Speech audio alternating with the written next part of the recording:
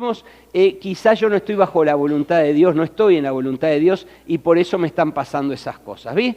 Entonces en esta mañana yo quiero que lo veamos, lo entendamos y lo comprendamos para que lo trabajemos en nuestra vida. Es importante que usted y yo lo estemos trabajando constantemente y lo tengamos claro. Porque si no, a la hora de las pruebas lo que va a pasar es que lo primero que voy a hacer es me voy a hundir, me voy a desanimar, me voy a apartar. Entonces, en vez de orar más, porque las tribulaciones lo que son es oportunidades para acercarnos más a Dios, lo que voy a hacer es alejarme más de Dios.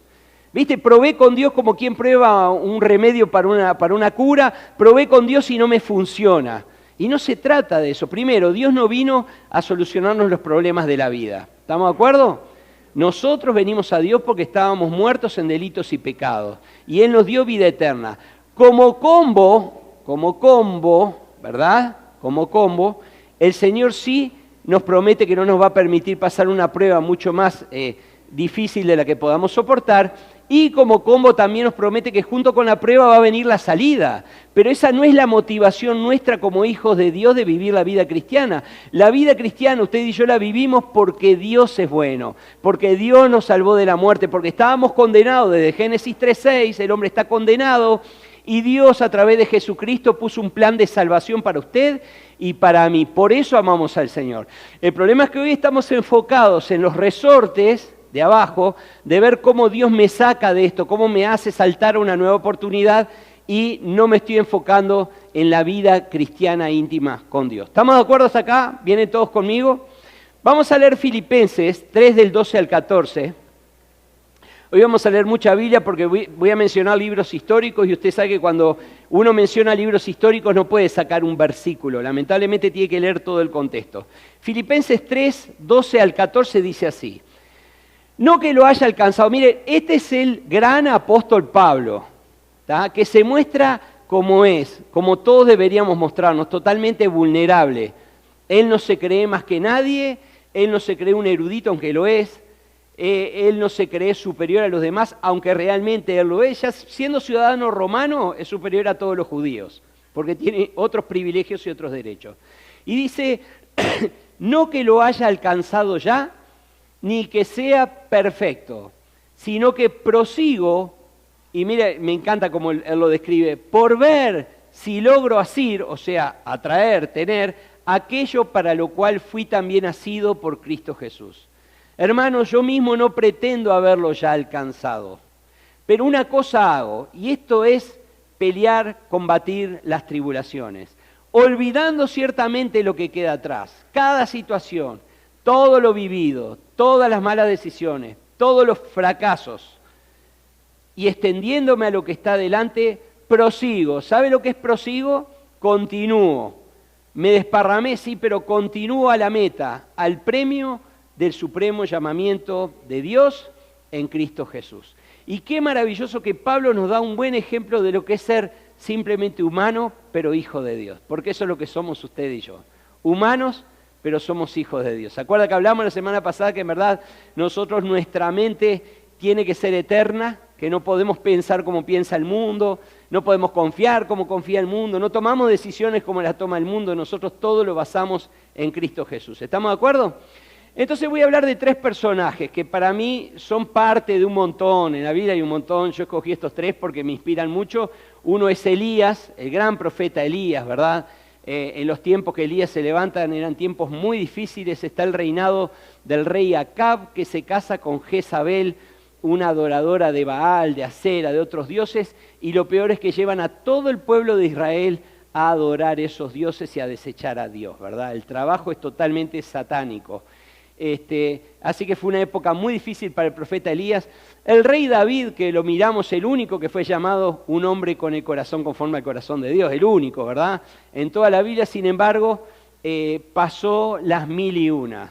Lo primero, lo ungen como rey, usted sabe bien, David no pidió ser rey, sino que lo ungieron como rey, ¿verdad? Él tendría, no sé si el sueño, ¿no? La Biblia no lo menciona, uno puede suponer que capaz que fantaseaba con eso. Lo cierto es que lo ungen como rey y a partir de ahí la vida de él fue todo tribulación, todo. Lo quiso matar Saúl, los enemigos, de todo le pasó. Problemas de la familia, también algunas malas decisiones, de todo. Es el rey David. Y por el otro lado tenemos nuestro hermoso hermano Pedro, ¿verdad? Nuestro hermano Pedro, usted sabe bien, Pedro, de ser el rey de la boca abierta, ¿tá? Porque Pedro abría la boca y metía la pata, era una máquina. ¿Conoce alguno así? Capaz que está sentado al lado suyo, no. O lo tiene en casa o cerca de la casa. Hay gente que abre la boca y habla impulsivamente, no se frena. Entonces dice y uno los queda mirando como diciendo, ¿de dónde sacó eso? ¿No? Pero ese era Pedro. Pedro abría la boca y largaba lo que fuera. Y el gran Pedro que abría la boca también fue el gran Pedro que dijo, tú eres el Cristo, el Hijo del Dios viviente, ¿verdad? Y es interesante porque Pedro fue el gran Pedro también que, como dice la palabra, Jesús le dice, de cierto te digo que tú eres Pietro, ¿verdad? Que es piedrín, ¿verdad? Eso significa el pedregal, ¿vio? Las piedritas.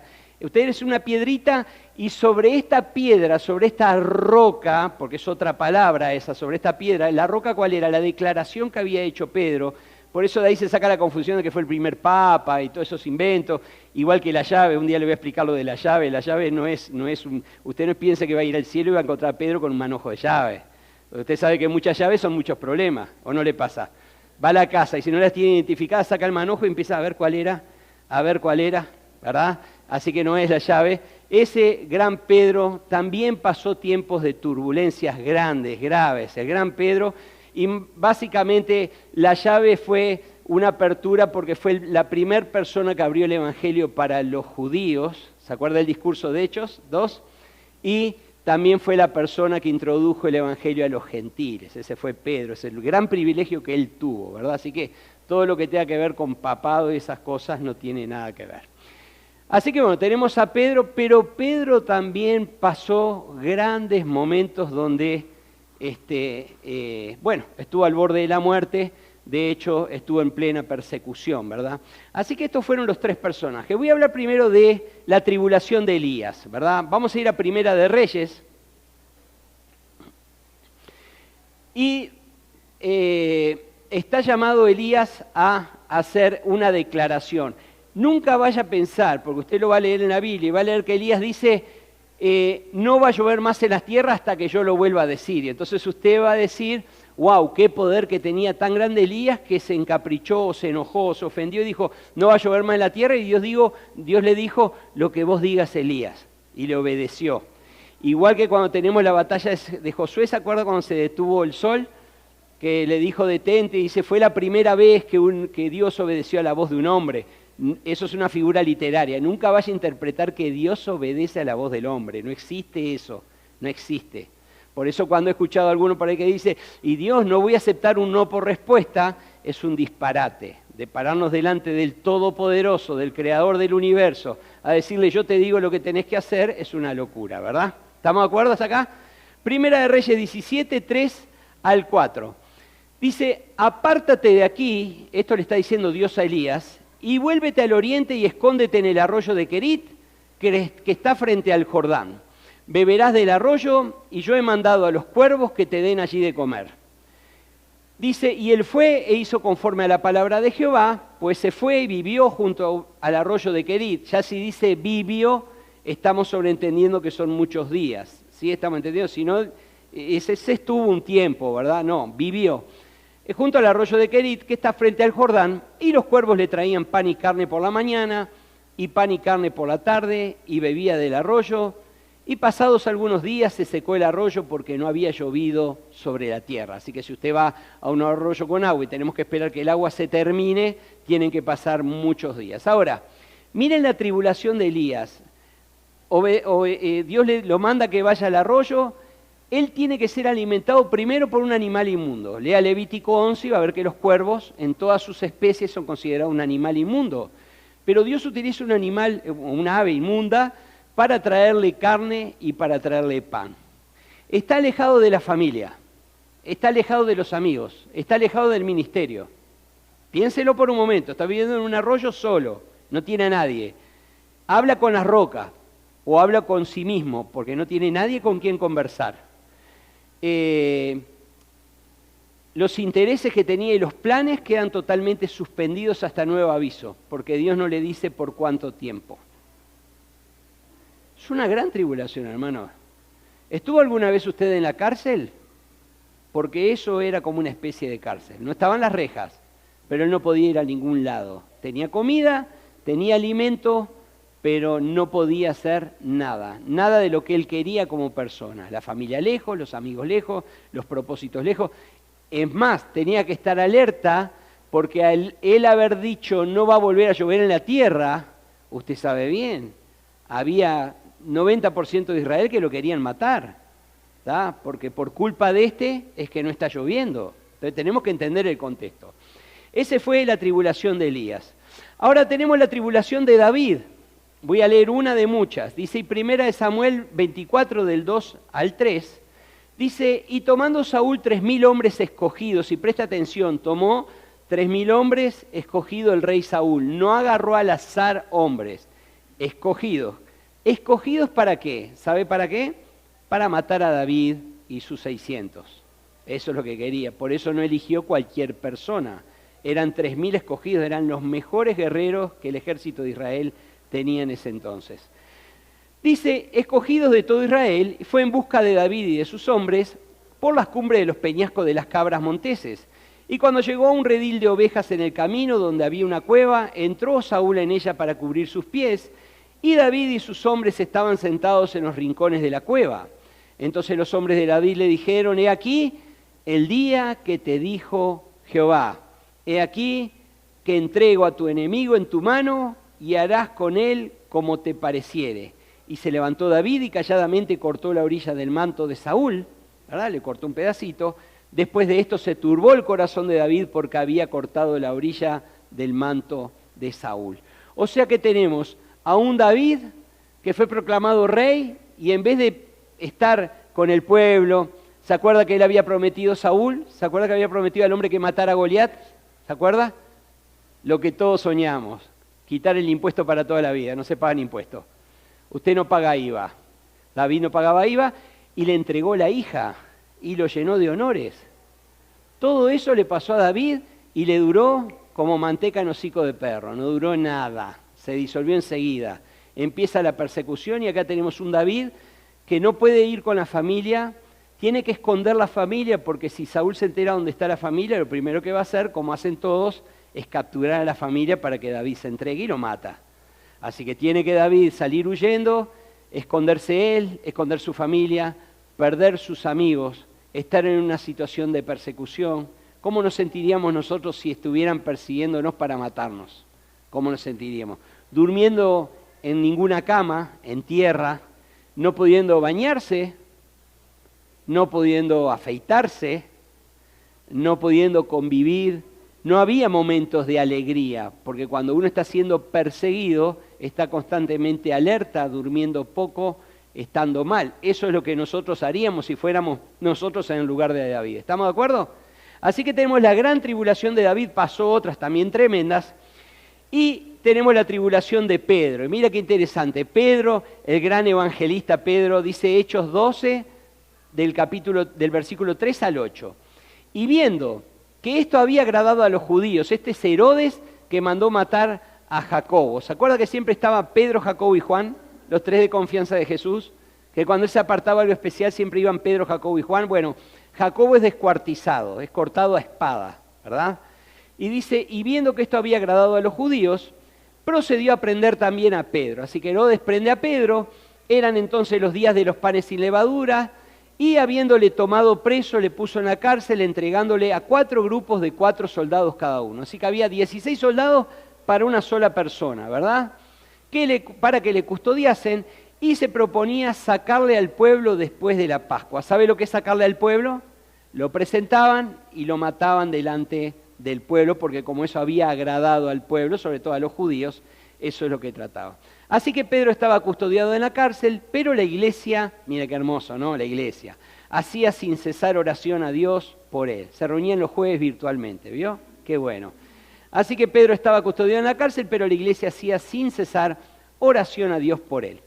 Y cuando Herodes le iba a sacar, aquella misma noche, estaba Pedro durmiendo entre 2 soldados, sujeto con 2 cadenas, y los guardias delante de la puerta custodiaban la cárcel. Y he aquí que se presentó un ángel del Señor, y una luz resplandeció en la cárcel, y tocando a Pedro en el costado le despertó diciendo, levántate pronto. Y las cadenas se le cayeron de las manos, y le dijo el ángel, cíñete y átate las sandalias, y lo hizo así, y le dijo, envuélvete en tu manto y sígueme. Y la cuestión en que la peor tribulación de Pedro, el Señor lo libera de la muerte. Así que tenemos a Elías pasando un momento difícil, de soledad, angustiado, no agradable, comiendo de pronto lo que él no quería, porque era carne y pan, ¿verdad? Y no dice que el Señor un día le llevaba cerdo y al otro día le llevaba res y otro día le llevaba una patita de pollo, no dice eso. Le llevaba carne, le llevaba lo mismo, comiendo en un lugar solo, abandonado de todo. David en la misma condición, metido adentro de una cueva, en un lugar, usted sabe que las cuevas son un lugar húmedo, un lugar de olor. De hecho, las cárceles se hacían en cuevas a propósito, en lugares escondidos, para que la persona sufriera las inclemencias del clima ahí adentro de la celda. Y tenemos un Pedro totalmente encarcelado y encima rodeado de guardias. Así que si usted me pregunta cómo hacía para escapar, imposible. Si no irrumpe Dios y aparece con un ángel, no hay manera de que Pedro se pueda escapar de la muerte, ¿verdad? Ahora yo quiero dejar tres conceptos que vivieron las tres personas, y yo se los quiero compartir en esta mañana, y quiero que le pueda servir a usted, para que cuando esté en medio de la tribulación, usted pueda utilizarlo como arma. Mire, guárdelo, guárdelo. ¿Le ha pasado de pasarle algo, de que algo sale mal en un lugar donde está? ¿Qué es lo primero que hace? Saca el celular y busca o escribe. ¿Qué es el celular? Una herramienta. ¿Estamos de acuerdo?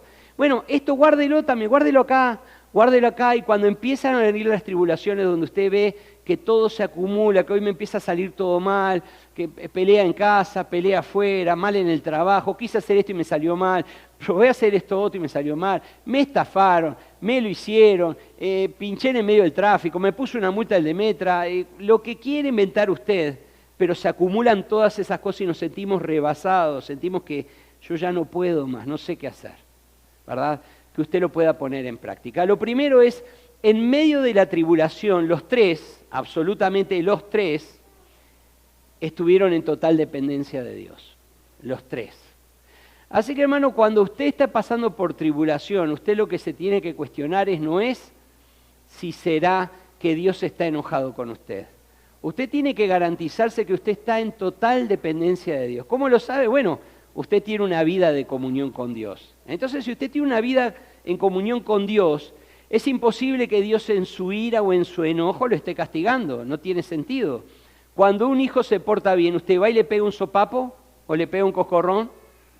Voy yo y le digo a Manuel, ¿qué buenas notas sacaste en el colegio? Tomá, sacalas mejor, inútil. ¿Verdad que no? ¿Qué decimos? Qué lindo, qué alegre. ¿Qué te gustaría hacer? Te quiero llevar de paseo como premio, o te quiero comprar algo como premio, o la comida que más te gusta como premio, ¿verdad que sí? Bueno, entonces esto es lo que está pasando. Los tres estaban en total dependencia con Dios. Así que usted lo primero, cuando está pasando por toda esa cantidad de pruebas y ve que se le viene el mundo encima y que la ola viene gigante, lo primero que tiene que analizar en su corazón es, ¿cómo estoy con Dios? ¿Cómo está mi relación con Dios? ¿Estoy bien con el Señor? ¿Voy bien en mi vida espiritual?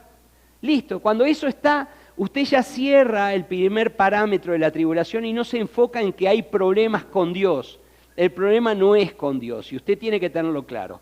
Estos tres hombres lo tenían clarito. Mire, Primera de Reyes 7:5 dice, y él fue, hablando de Elías, e hizo, ¿qué dice? Conforme a la palabra de Jehová. Elías estaba en total dependencia de Dios. Él no fue al arroyo porque le vino un capricho, o porque dijo, uy, ya dije que no iba a llover y ahora me van a querer matar, mejor salgo corriendo a ver dónde me escondo. No era ese el sentido. El sentido era que él estaba siendo obediente. Primera de Samuel 24:4, David. Dice, entonces los hombres de David le dijeron, he aquí el día de que te dijo Jehová, he aquí que entrego a tu enemigo en tu mano y harás con él como te pareciere. ¿Verdad? Y se levantó David y calladamente cortó la orilla del manto de Saúl. Si dice, he aquí el día que Dios te había dicho, es porque David no se movía a cualquier lado porque era bandido. No decía, che, a ver, ¿y dónde nos podemos esconder? Vamos a buscar. Él era un estratega, David siempre fue un estratega, por eso ganaba la batalla. Dios le había dado la sabiduría para pelear las batallas. Entonces no fue a cualquier cueva al azar. Dios lo guiaba en qué lugares él se tenía que quedar. Es interesante, usted lea la historia de la persecución de Saúl con David. Incluso hay una vez que los dos van corriendo por las puntas de las montañas, va corriendo Saúl por un lado y David por el otro. Era un estratega y era guiado por Dios en todo lo que Dios le pedía. Y le quiero dejar un detalle. Cuando dice que Saúl fue a cubrir sus pies, ¿sabe qué significa? Que fue a hacer sus necesidades. Así que aprenda, en la Biblia cuando dice fue a cubrir sus pies, es como cuando decimos, ¿verdad? Y Adán conoció a Eva. ¿Qué le dijo? Hola, mucho gusto, Eva. Eva, ¿cómo estás? Me llamo Adán. No, dijo avivamiento, ¿verdad? Avivamiento, tuvieron intimidad. Eso es conoció. Cuando dice conoció es que tuvieron intimidad en la Biblia. Y cuando dice fueron a cubrir sus pies, es que fue a hacer popó, ¿verdad? Entonces se decía coloquialmente, como fue una traducción del 60, no se podía decir esas palabras porque eran muy inmundas y en la traducción de la Biblia, de los escritos, no se podía decir eso. Se ponía, fue a cubrir sus pies, ¿verdad? Así que mientras Saúl estaba sentadito así en cuclillas, vaya a saber qué estaba haciendo, ¿verdad? Usted ya se lo está imaginando. David calladamente y con un palillo en la nariz así fue y cortó el manto del coso. Un detalle para que lo sepa porque es interesante. Uno dice, ¿qué es que estaba cubriendo sus pies? ¿Que estaba parado? No, estaba sentado. David viene por atrás y estaba en la voluntad de Dios, hermano. Dios ya le había dicho que le iba a entregar el enemigo. ¿Sabe que no fue Dios que le prohibió a David que matara a Saúl? Fue David que no quiso matar a Saúl porque era el ungido, porque él sabía que había sido ungido rey. Y David sabía que él también había sido ungido rey. Entonces él dijo, ¿cómo voy a extender mi mano contra el ungido de Jehová? David ya sabía que Dios lo había desechado, que ya Dios no le hablaba más. Sabía todo, pero él dijo igual, yo no soy capaz de poner mi mano sobre la mano del ungido de Jehová. Miremos Pedro. Hechos 12:6.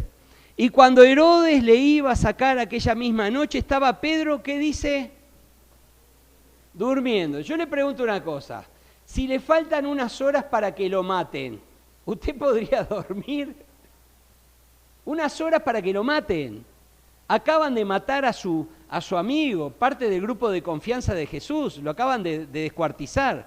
Y ahora lo acaban de agarrar a Pedro y lo van a meter delante del pueblo, que ahí significa que lo van a descuartizar. ¿Quién puede dormir, hermano? Yo no dormiría. Las últimas horas, ya para dormir, como dicen muchos, tengo en el cielo, ¿verdad? Que es una mentira. Yo no dormiría, no podría dormir. Mas Pedro dice que estaba durmiendo. Es más, el ángel lo tiene que tocar en el costado y despertarlo, porque si no Pedro no se despierta, ¿eh? Y estaba encadenado, rodeado de soldados, castigado. Sin embargo, él estaba experimentando la paz de Dios. Así que, hermanos, cuando usted y yo estamos en tribulación, estamos en angustia, lo primero es que tenemos que estar seguros que estamos en dependencia de Dios. Estamos con el Señor. No es que el Señor está con nosotros, ¿eh? Nada nos separa del amor de Cristo, pero nosotros sí nos podemos separar del amor de Cristo, ¿verdad? De Cristo a nosotros nada, pero nosotros somos los que muchas veces le decimos, Señor, mejor no, alejate, alejate. Entonces, si estamos en dependencia con Dios, lo segundo que vamos a poder experimentar es la paz de Dios. Pero es una actitud nuestra hacia Dios, no es de Dios hacia nosotros. Es decir, Señor, yo no puedo con este problema, yo no puedo con estas situaciones, pero yo voy a confiar en ti, voy a depender de ti. Tú tienes control de mi vida. No me gusta, me tienes saturado, se acumularon un montón de cosas, pero tú sigues siendo mi Señor. Y lo tercero, en medio de la tribulación, y esto me encanta siempre, me encanta, en medio de la tribulación, Dios estaba obrando en sus vidas y a través de su vida. Y mi amado, en medio de las tribulaciones, Dios está obrando en tu vida. No se trata solamente de la situación, se trata de tu vida. Dios está obrando en tu corazón, en tus pensamientos, en tu dependencia. ¿Estás pasando tribulación? ¿Estás pasando pruebas que te saturan? Dios está obrando en tu carácter, en tu corazón. Lo que dije al principio son oportunidades para acercarnos más a Dios. Oramos todos los días. Yo te aseguro que cuando estás pasando por tribulación, orás a cada rato. Y cuanto más tribulación estás pasando, orás a cada minuto. Y cuanto peor se pone, orás a cada segundo. Tenés a Dios presente, abrís la Biblia que había juntado un montón de polvo, encontraste los lentes que hace años que no los veías. Y que mirá dónde dejé los lentes, acá en el Salmo 23, y lo entrás a buscar y recogés el polvo y empezás a leer la Biblia, porque son oportunidades para acercarnos a Dios. Pero claro, ellos no lo sabían. Y es lo que nosotros no sabemos. Cuando estamos pasando la tribulación, no decimos, ay, qué hermoso, gracias Dios, porque vos estás trabajando en mi vida y vas a trabajar a través de mi vida. No, lo que decimos es, Dios, me duele, sacame esto. No quiero pasar más esta frustración, este sufrimiento, lo que está viviendo mi familia, mi casa, yo mismo. Sin embargo, ellos obraron. Y le voy a dejar esto de deberes, y apúntelo, y si no escuche la prédica después, y apúntelo y léalo. Elías volvió la nación en pos de Dios. Dios preparó todo. Un Acab que estaba endemoniado, un rey de Israel endemoniado, qué triste. Una Jezabel, cualquier desastre. El 90% del pueblo de Dios apartado adorando a otros dioses. Claro, mientras tanto, ¿dónde estaba Elías? Y Elías estaba en el arroyo comiendo, ¿verdad? Y durmiendo. Porque estaba preparándolo Dios para ir obrando y preparar el escenario para cuando él tuviera que hacer la obra. Eso hizo Elías. Lea Primera de Reyes, todo el capítulo 18. Ahí va a encontrar todo lo que Dios hace. Pero lo cierto es que Elías volvió a la nación en pos de Dios. David cumplió el propósito de Dios reinando sobre Israel. El muchachito que había sido ungido, que mató al gigante, tuvo que pasar un montón de cosas horribles, tribulaciones. Veía la muerte cara a cara, cara a cara la vio la muerte, un montón de veces. Sin embargo, el Señor no lo soltó. Lo hizo depender de Él, le dio paz y cumplió el propósito de Dios. Y el tercero, Pedro, siguió llevando el Evangelio. Si usted lee las cartas, lea, de David lea de Samuel capítulo 5, cuando lo nombran, ahí en Hebrón lo nombran rey, todas las tribus, ¿verdad? Pedro siguió llevando el Evangelio, advirtiendo y enseñando acerca de los falsos maestros, de los falsos profetas, los falsos apóstoles que aparecían y decían, a mí me llamó Dios, yo vengo en nombre de Dios. Algo como lo que pasa hoy, así que no crea que lo de hoy es novedoso, no es una ola, esto viene desde aquel entonces. Lea la carta de segunda de Pedro, está dirigido a todas las advertencias. Pedro cumplió su propósito y usted y yo estamos aquí en la tierra no para cumplir nuestro propósito. Hoy día se habla más del propósito humano que del propósito divino, pero nosotros somos eternos y tenemos que cumplir el plan de Dios. Pero si no dependemos de ese Dios, ¿cómo vamos a conocer el plan? Y si no dependemos de ese Dios, ¿cómo vamos a tener la paz de Dios si no sabemos si estamos en Dios? Entonces queremos paz cuando ni siquiera sabemos dónde estamos enfocados. Y nosotros tenemos que estar enfocados en Cristo Jesús. Y tercero, tenemos que entender que el Señor está trabajando en nosotros. Así que mi hermano, usted está pasando tribulación, angustia, preocupaciones. El Señor está trabajando en su carácter. Deje de quejarse, de mirarlo de pobre de mí, miserable de mí, como dijo una vez Pablo, por algo que había pasado anteriormente, ¿verdad? Deje de mirarse así. Mira a Dios. El Señor está trabajando su carácter. ¿Que duele? Sí, porque cada vez que tengo que dejar algo de mi yo, me duele. Cada vez que tengo que dejar algo de Gustavo, no me gusta. Gustavo quiere ser Gustavo. Y Dios quiere que sea Gustavo el estilo Dios. No me gusta, pero Dios lo va a hacer. Entonces cuando usted en el futuro viva otra prueba, usted ya va a estar formado, ya va a estar moldeado, ya va a estar limado. Ya el Señor lo va a tener como el Señor quiere. Y usted va a poder cumplir bien el propósito de Dios. Y usted, mientras está pasando esa prueba hoy, está siendo testimonio para mucha gente y está trabajando para mucha gente sin que nos demos cuenta. Porque mire, cuando usted está pasando mal, está pasando horrible, y alguien viene y le pregunta, ¿y cómo estás? Yo si estuviera en tu lugar. ¿Ha escuchado esa frase? Ay, si yo estuviera en tu lugar. Y de pronto la gente nos ve con tanta paz y que la única frase que le sale es, mirá, yo sé que Dios tiene el control, el Señor algo va a hacer. Y si no lo hace, el Señor también sabe por qué no lo hace. Y la gente escucha eso y dice, pero o está loco de remate, o está rayada como un queso, ¿verdad? Como decimos nosotros, está rayado como un queso, o realmente le cree a Dios con todo su corazón claro. Nosotros somos testimonios vivientes de Cristo, pero el Señor nos quiere llevar a que lo vivamos, no solo que lo pensemos o que lo hablemos, sino que lo vivamos. Así que hermanos, las tribulaciones, las pruebas vinieron para vencerse, pero tiene que haber dependencia de Dios y experimentar la paz de Dios. Dejemos de cargar nosotros las pruebas, son durísimas, dejemos de cargarlas, dejémoselas al Señor, que Él tiene cuidado de nosotros, y deleitémonos en Él. y tengamos claro que Él está cumpliendo un propósito que está moldeando mi carácter y mi corazón. ¿Que cuesta? Sí. Que a veces yo soy medio rebeldón y no me dejo, también. Pero el Señor lo va a hacer. Amén. Vamos a orar en esta mañana, entonces. Yo le invito a que cierre sus ojos ahí donde está. Y cuénteme esto. Usted, háblelo ahí, usted con sus ojos cerrados, usted mismo, usted sabe. ¿Qué problemas está pasando? ¿Verdad que hay algunos que son un montón, pero que usted ya ni siquiera quiere pensar en ellos porque son de todos los días? Pero si se enfoca, es como ese vaso que está saturado al borde, al tope, y una gotita más y se derrama, ¿verdad? Y como hacemos todos en el mundo, cuando uno les pregunta, ¿y cómo estás? ¿Qué es lo primero que contestamos todos? Bien. Yo siempre digo, ¿bien o me contás?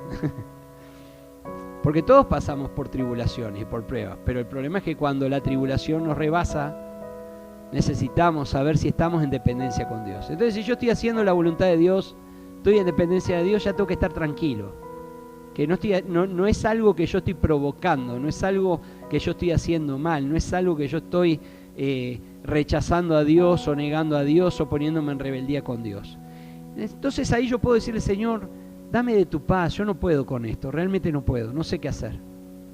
No sé qué hacer, pero yo voy a seguir creyéndote a ti. Y experimentemos la paz de Dios. Y en base a eso podemos entender y preguntarle al Señor, Señor, ¿qué querés formar en mi vida? Yo pensé que a mi tiempo de cristianismo, Señor, tú ya habías formado casi todo en mi carácter. ¿Y sabe qué? Le recuerdo que nuestra transformación es constante. Todos los días seguimos transformándonos a la imagen de Cristo. Todos los días. Todos los días crecemos a la imagen de Cristo. Un poquitito, todos los días. Pero si no hay pruebas, no hay crecimiento. Si no hay tribulación, no hay carácter. Si no hay problemas, no hay dependencia. Señor, gracias por tu amor y por tu bondad. Hoy, Señor, oramos en el nombre de Jesús, para que, Señor, tengamos realmente ese corazón con comprensión, Señor, de saber que tú tienes control de todo. Ayúdanos, Señor, a entender que, Señor, si estamos en tu voluntad, si dependemos de ti, si sabemos que todo lo que tú nos has ido mostrando en el día a día lo estamos haciendo, no tenemos nada que temer. Podemos estar tranquilos. Nuestro Dios nos tiene al costado del arroyo alimentándonos, o nos tiene en la cueva sentado, o nos tiene, aunque para nosotros encarcelados, nos tiene en total control. Que, Señor, que eso nos permita tener la paz de Pedro al dormir en medio de la cárcel encadenado, la paz de Elías de poder descansar en medio de un lugar solitario, sin amigos y sin nadie. La paz de David en una cueva, lejos de su familia, lejos del llamado, lejos del ministerio. Que podamos experimentar esa paz en medio de la tribulación. Y, Señor, y que podamos realmente entender que estamos cumpliendo tus propósitos y que tú estás haciendo algo a través de nosotros y también en nosotros. Hoy oramos unos por otros, Señor, por mi hermano de la derecha y de la izquierda. Mira sus pruebas, mira lo que está pasando. Mira lo que le espera en esta semana. Señor, ayúdalo. Fortalécelo en ti, Señor. Llénalo de tu paz. Señor, que él pueda desarrollar, mi hermano, mi hermana, desarrollar su carácter en Cristo. Que cuando venga la prueba nos agarre firme en la roca. Que cuando vengan las malas noticias podamos reírnos como dice el justo, que se ríe de las malas noticias. En el nombre de Jesús, Señor, gracias porque tú estás con nosotros. Gracias, Señor, porque mi hermano, el de la derecha y el de la izquierda, no lleva la carga solo. Por eso estamos orando, diciéndole, Señor, cuida a mi hermano, fortalece a mi hermano, dale paz a mi hermano, que él cumpla su propósito en ti, en Cristo. Gracias, Señor, por esta hermosa mañana, Señor, por esta hermosa semana, porque tú nos llevas a bien para nuestros hogares. Gracias por cuidarnos, Señor, en el nombre poderoso de Jesús. Amén y amén. Amén. Le podemos dar un fuerte aplauso a nuestro Dios.